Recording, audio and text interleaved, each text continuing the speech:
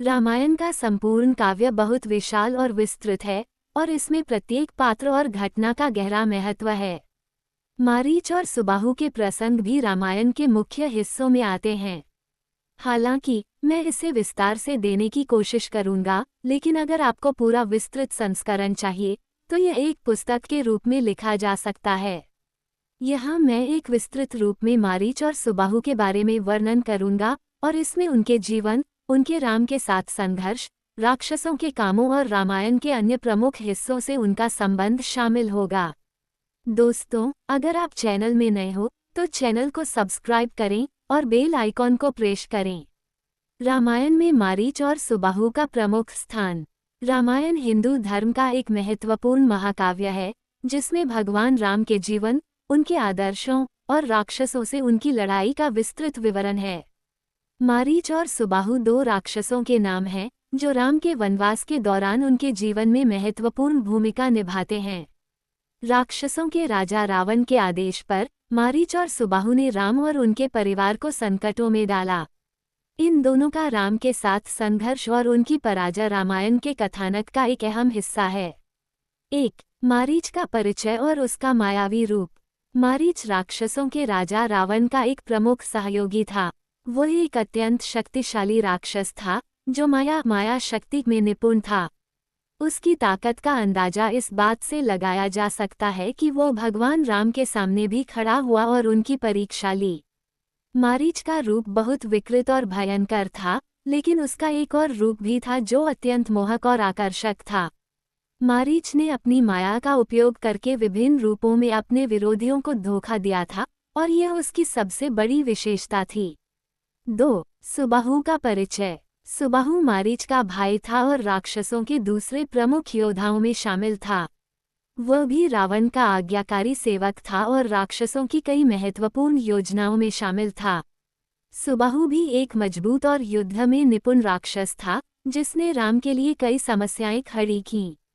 मारीच और सुबाहु दोनों ने मिलकर राम और उनके परिवार को वनवास के दौरान संकटों में डाला। 3. राम और मारीच का प्रथम संघर्ष। राम के वनवास के दौरान रावण ने सीता माता का अपहरण करने का षड्यंत्र रचा। रावण ने मारीच को राम के मार्ग में भेजा ताकि वह राम को धोखा दे सके। मारीच ने अपनी माया का उपयोग करते हुए एक सुनहरी मृग गोल्डन डियर का रूप धारण किया। जब सीता ने उस मृग को देखा तो उन्होंने राम से उसे पकड़ने के लिए कहा। राम ने पहले तो मारीच को ये समझाने की कोशिश की कि वह एक मायावी राक्षस है, लेकिन मारीच ने छल करते हुए राम को भ्रमित किया। मारीच ने अपनी माया का उपयोग करते हुए मृग के रूप में ये दृश्य प्रस्तुत किया कि वह एक आकर्षक और दुर्लभ मृग था जिसे पकड़ने का लालच सीता को हुआ। सीता ने राम से आग्रह किया कि वह उस मृग को पकड़ कर लाए। राम, जो कि अपने परिवार के प्रति समर्पित थे, अपनी पत्नी की इच्छा को मानते हुए मृग का पीछा करने के लिए चले गए। 4. मारीच की छलपूर्ण आवाज। जब राम मृग के पीछे दौड़ रहे थे, मारीच ने एक माया की योजना बनाई और अपनी आवाज में राम के नाम का पुकारते हुए राम, लक्ष्मण की आवाज दी। यह आवाज सीता और लक्ष्मण के कानों में पड़ी। सीता को ये लगा कि राम किसी संकट में है और उन्होंने लक्ष्मण को भेजने का आग्रह किया।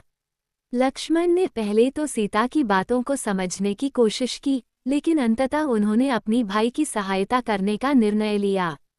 मारीच की आवाज का परिणाम ये हुआ कि लक्ष्मण राम की मदद के लिए जंगल की ओर बढ़ गए, जबकि रावण ने इस अवसर का उपयोग किया और सीता माता का अपहरण कर लिया। राक्षसों के राजा रावण ने अपनी योजना को सफलतापूर्वक अंजाम दिया, लेकिन मारीच की यह छलपूर्ण योजना राम के लिए एक महत्वपूर्ण मोड़ साबित हुई। 5. मारीच की मृत्यु और उसका पश्चाताप। राम ने जब मारीच को पराजित किया तो मारीच ने अपनी मृत्यु के समय राम से कहा कि वह अपने किए पर पछता रहा है। मारीच ने रावण की मदद करने के बजाय राम का साथ दिया होता तो उसकी स्थिति कुछ और होती। वह जान चुका था कि उसने गलत मार्ग चुना था और उसका अहंकार ही उसकी नाश का कारण बना। मारीच की मृत्यु के समय उसकी आंखों में पश्चाताप था, क्योंकि उसने राक्षसों की मदद करने के बजाय धर्म के मार्ग का अनुसरण किया होता तो उसका जीवन भिन्न होता। उसकी मृत्यु एक चेतावनी बन गई कि किसी भी व्यक्ति को झूठ और छल से कभी भी धर्म की ओर नहीं बढ़ना चाहिए। 6. सुबाहु की हार और उसकी भूमिका। सुबाहु ने मारीच के साथ मिलकर राम और लक्ष्मण के खिलाफ कई बार षड्यंत्र रचने की कोशिश की, लेकिन वह भी राम और उनके साथियों के सामने टिक नहीं सका। राम ने अपनी रणनीतियों और साहस का प्रयोग करते हुए राक्षसों को हराया और सुबाहु को भी पराजित किया।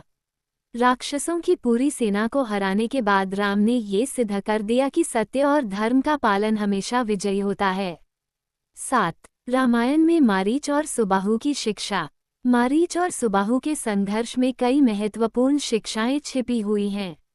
ये कहानी हमें ये सिखाती है कि जो व्यक्ति माया और छल का सहारा लेकर दूसरों को धोखा देता है, उसका अंत हमेशा बुरा होता है। मारीच और सुबाहु दोनों ही राम के खिलाफ राक्षसों के नेता बनकर अपने स्वार्थ के लिए धर्म से विचलित हुए थे, लेकिन उनके द्वारा किए गए अत्याचारों का अंत हुआ और राम ने सत्य और धर्म के रास्ते पर चलकर विजय प्राप्त की।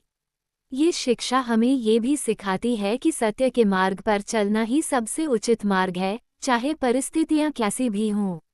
राम ने दिखाया कि यदि हम धर्म, सत्य और न्याय का पालन करें, तो हम किसी भी कठिनाई का सामना कर सकते हैं। यह एक संक्षिप्त रूप में मारीच और सुबाहु की भूमिका का विवरण था। निष्कर्ष: मारीच और सुबाहु की कहानी रामायण के मुख्य कथानक से जुड़ी हुई है। इन दोनों राक्षसों ने राम के वनवास के दौरान महत्वपूर्ण भूमिका निभाई थी। मारीच का मायावी रूप और सुबाहु का संघर्ष राम के खिलाफ उनकी विफल योजनाओं का हिस्सा थे, लेकिन इन दोनों की अंततः हार हुई और राम ने अपनी धर्म, निष्ठा और साहस का परिचय दिया। रामायण का ये प्रसंग ये सिखाता है कि छल और झूठ से कभी भी सही मार्ग नहीं पाया जा सकता और सत्य और धर्म का पालन हमेशा विजयी होता है।